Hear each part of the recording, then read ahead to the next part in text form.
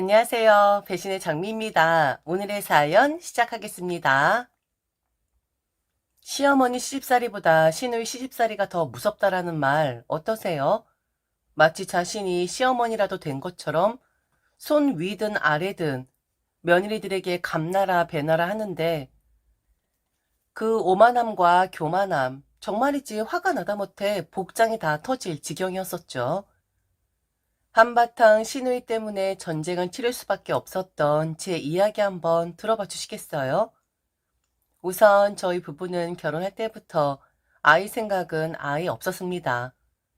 꾸준하게 맞벌이를 해서 우리 삶을 좀 더 풍족하게 마련하는데 힘을 쓰자라는 주의였었죠.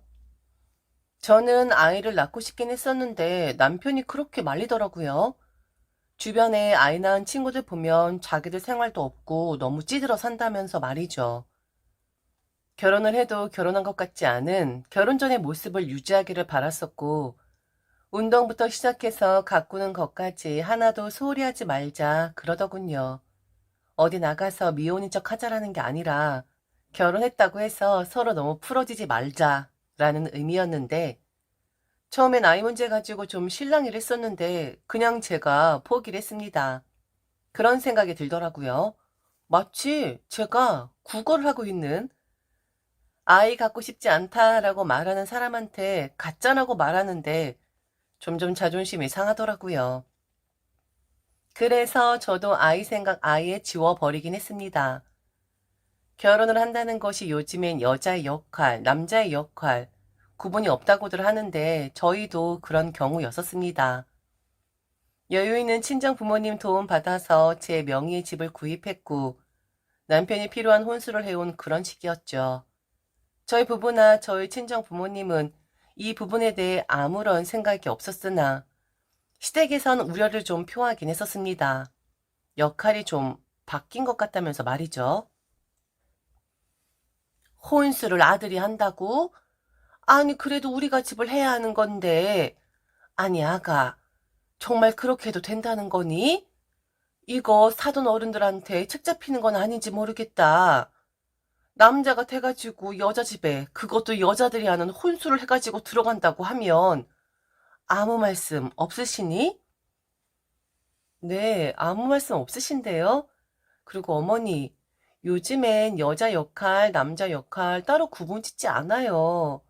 한쪽에서 이걸 하면 그래, 그럼 나는 이걸 할게 라는 식으로 받아들이죠. 절대로 책 잡거나 하시지 않으니 걱정 마세요. 별걸 다 걱정을 하고 계세요. 시어머니와 저와의 대화였는데 갑자기 불청객이 하나 끼어들게 되죠. 바로 시누이. 시누이는 결혼을 했다가 돌아온 사람입니다. 성격 차이로 헤어졌다고 하는데 우리 시누이를 한 번 만나보면 왜 이혼을 했는지 한눈에 알 수 있을 정도입니다. 이건 제가 시누이와 사이가 좋질 않아서 드리는 말씀이 아니고요. 사람 말하는 게 지 잘난 맛에 살고 지가 한 말만 옳고 그리고 남의 말을 지 멋대로 해석을 하는 사람이거든요. 다들 그런 게 아니라고 해도 지 생각에 그게 맞다 싶으면 끝까지 그게 맞다 생각하는 것이고 버럭 화를 냅니다. 그러면서 어줍잖은 충고를 하고 그러다가 화를 내고 그러다가 험한 말 쓰면서 협박을 하고 이런 사람 안 겪어본 사람들은 아마 절대 모를 거예요. 옆에 있는 것만으로도 피곤합니다. 사람의 진을 빼는 그런 사람이었는데 자기랑 말을 한 것도 아니고 시어머니랑 저랑 둘이 이야기를 한 건데 그럼 시누이가 낄 필요는 없는 거잖아요. 그런데 참견 좋아하는 시누이는 절대로 그냥 넘어가지 않죠. 한마디 꼭 하고 가야지만 자기 직성이 풀리는 그런 사람이었거든요. 엄마, 그런 게 어딨어? 엄마 지금 그 말 남녀 차별이야? 뭐 남자가 혼수해가는 게 어때서? 처가가 좀 넉넉한 거? 그거 기죽어 그래? 엄마, 어차피 그거 다 엄마 아들 거다. 그리고 너는 좀 너무 거들먹대는 거 아니니? 네 돈으로 산 집도 아니면서 부모 찬스 썼으면서 되게 뭐 있는 척하면서 말한다. 그렇게 잘났으면 왜? 네가 혼수도 해오지 그래? 그 정도 해야 뭐라도 좀 되는 거지. 참 꼴값이다. 엄마도 그렇고 너도 그렇고. 확 막 그냥 저 주둥이를, 시어머니만 없었으면 한 대 쳤을 것 같은데 그런데 한두 번이 아닙니다. 미친년하고는 그냥 거리를 둬야 해요. 미친 소리를 짓거리고 있는데 그거 하나하나 이건 틀렸다, 저것도 틀렸다 라며 입씨름 하잖아요. 결국 정상인 나만 손해봅니다. 한숨 크게 쉬고 신우의 말 한 귀로 홀려버렸는데 말하는 모양새가 참 그렇죠.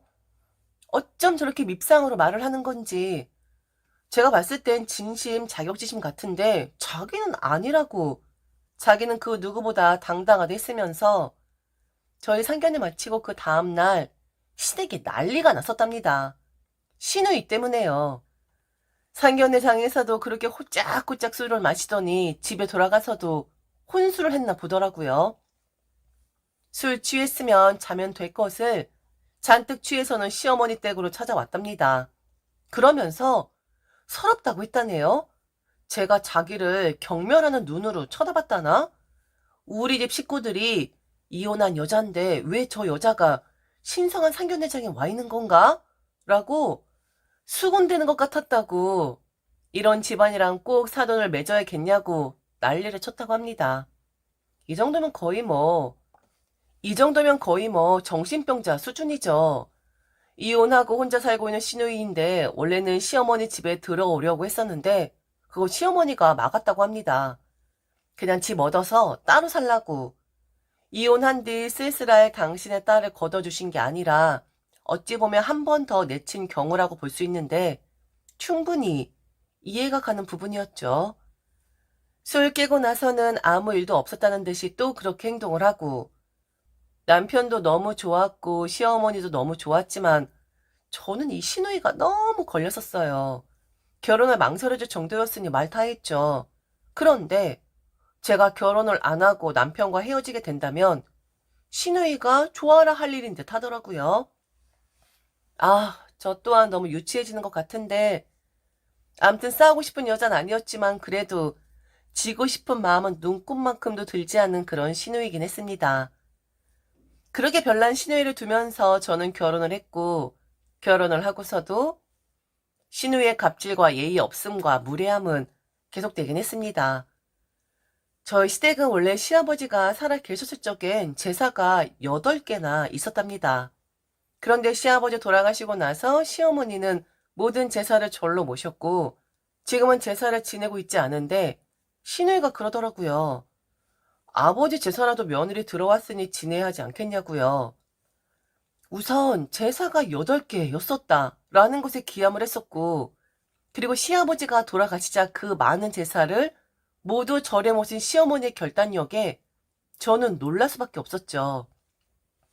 우리 엄마들 아우 제사 지겨워 지겨워 하면서도 그럼 없애 라고 말하면 꼭 그러잖아요. 내가 찝찝해서 지내는 거라고. 그런데 그걸 한 번에 싸그리 없애졌다는 것에 박수를 쳐드리고 싶었는데 신우이란 사람이 다시 제사를 부활시키려고 하더라고요. 시아버지 제사 정도는 집에서 지내자며 며느리도 들어왔는데 아마 아버지도 그걸 원할 것이다 하더니 그냥 아버지 제사 지내는데 한 번에 다 지낼까? 이 지랄을 떨더라고요. 결국 합의 끝에 시아버지 제사만 집에서 지내기로 했습니다. 제가 이 집의 며느리가 되기 전 돌아가신 시아버지.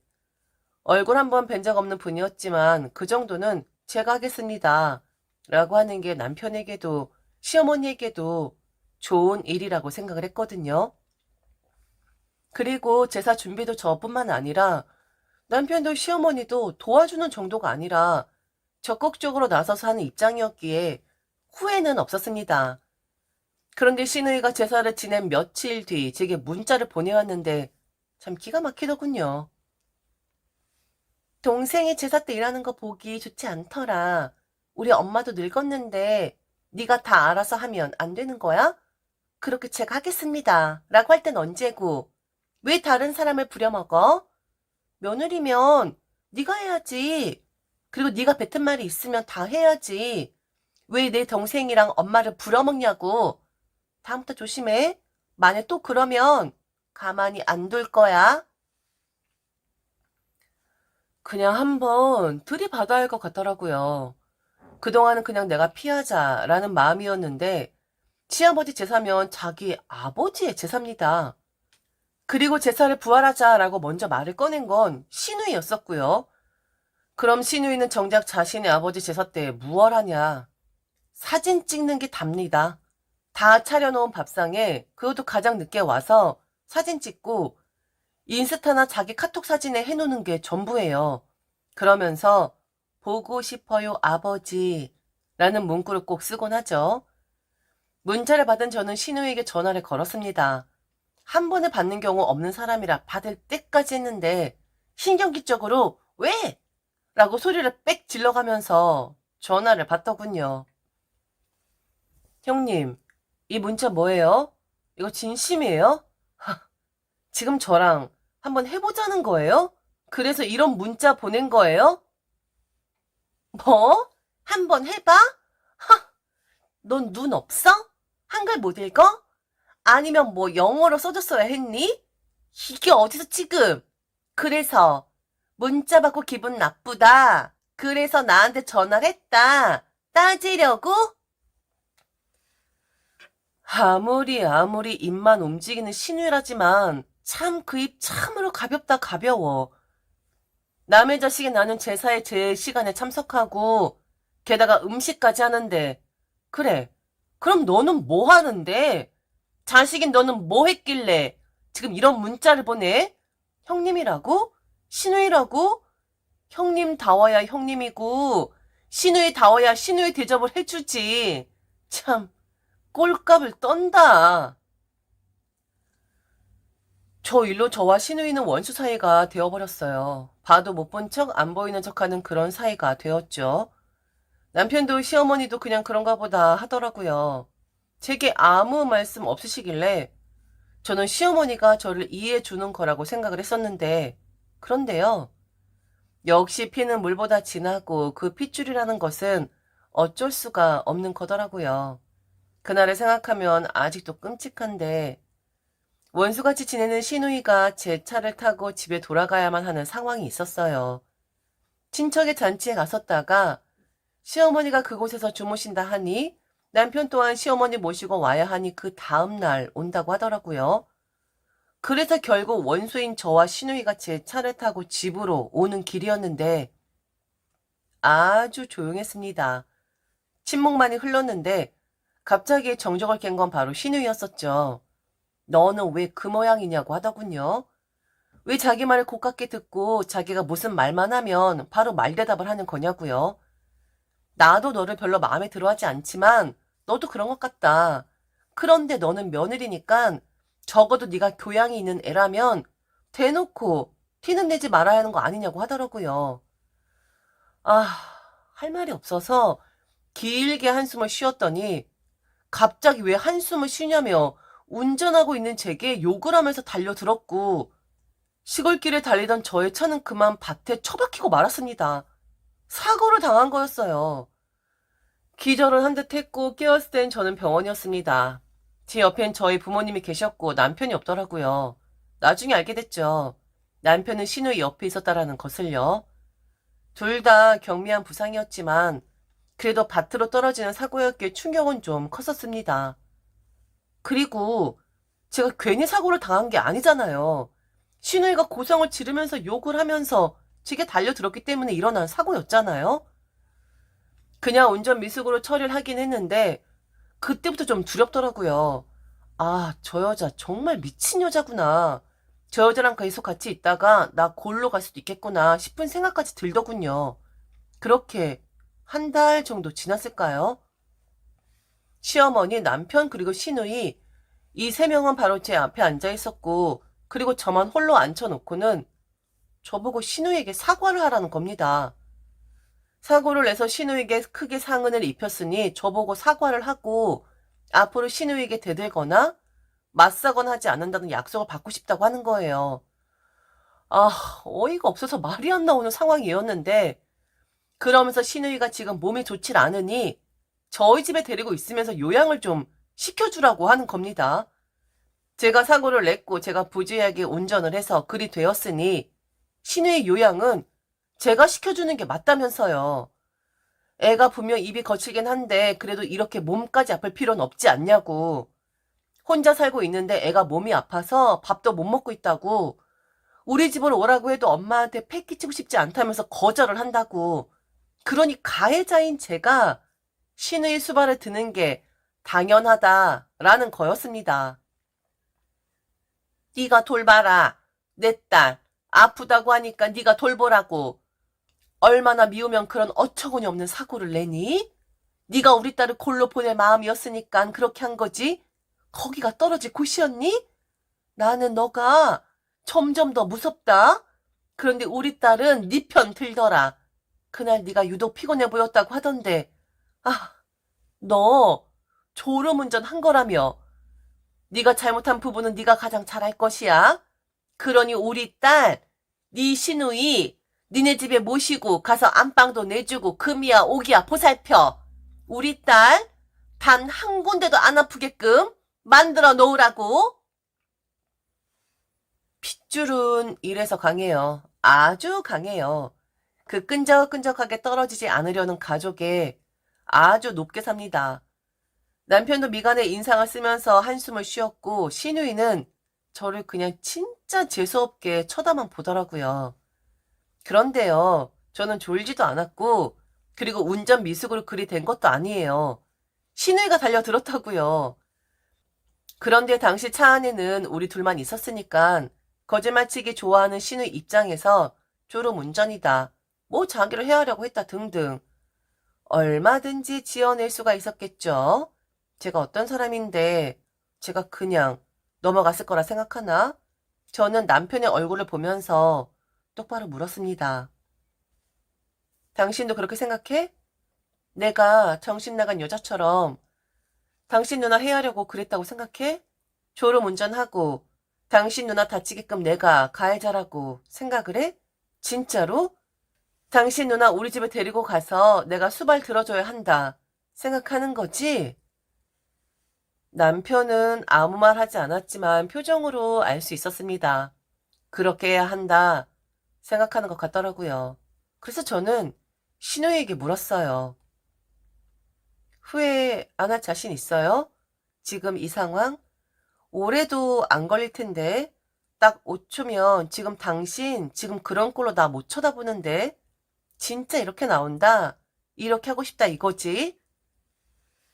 신우이 약간 당황한 것 같았지만 티 안 내려고 엄청 노력을 하긴 하더라고요. 그러면서 하는 말이 엄마 전혀 눈깔 봐. 살기가 있잖아.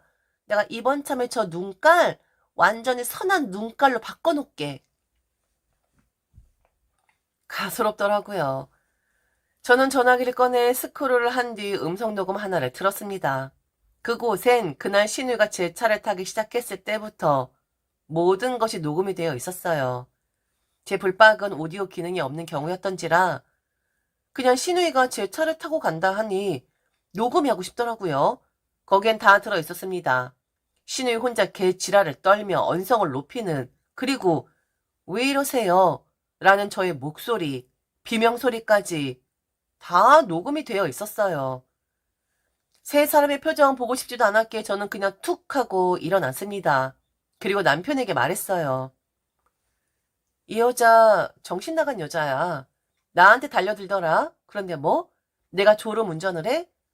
나는 이거 이야기 안 했었는데 혹시나 이 여자한테 피해갈까 싶어 그냥 묻어두려고 했었는데 결국 이렇게 까게 만드네. 눈물겹다 이 가족에. 그런데 무서워서 나는 이 가족에서 멀어지고 싶네. 채울 수 있는 칸 싹 다 채워서 서를 보낼 테니 네 칸은 빠짐없이 잘 채우렴. 그리고 우리 아빠 조심해. 나 바로 이 녹음본 우리 부모님한테 보낼 생각이거든. 이것 때문에 모함 받았고 그래서 이혼하는 거라고 다 말할 생각이거든. 니년 때문에 이혼하는 거다. 속 시원하니? 니년처럼 네 동생놈도 이혼해서? 허. 저는 이혼을 했고요. 뒤늦게 상황 파악된 남편과 시어머니 제게 사과를 했지만 받아줄 생각 없었고 남편은 저희 아빠에게 뺨을 맞았습니다. 그리고는 상종도 하기 싫으니 얼른 짐 빼고 다시는 눈에 띄지 말라고 엄포를 넣으셨죠. 저는 이혼하는 중에 친정이 있었고요. 제 집엔 아빠가 있었습니다. 그러면서 그 집 정리하는 거 하나하나 다 지켜보셨고요. 아직도 소름이 돋아요. 그날 차 안에서 신우이의 말, 그리고 나를 앉혀놓고 내려다보던 그 세 명의 모습이요. 신우이 때문에 이혼한 건 맞습니다. 그런데 결국엔 남편도 시어머니도 저보단 당신 딸이, 당신 누나가 더 우선이었겠죠. 그러니 그 여자의 모함에 속아 넘어가서 저를 몰아세운 거겠죠. 시어머니보다 시누이가 더 한다? 저는 정말 더 했습니다. 그래서 이혼도 했고요. 그리고 지금은 그때를 얼른 잊으려고 노력하며 살고 있답니다. 지금까지 들어줘서 진심으로 감사합니다. 이상 대신의 장미였습니다.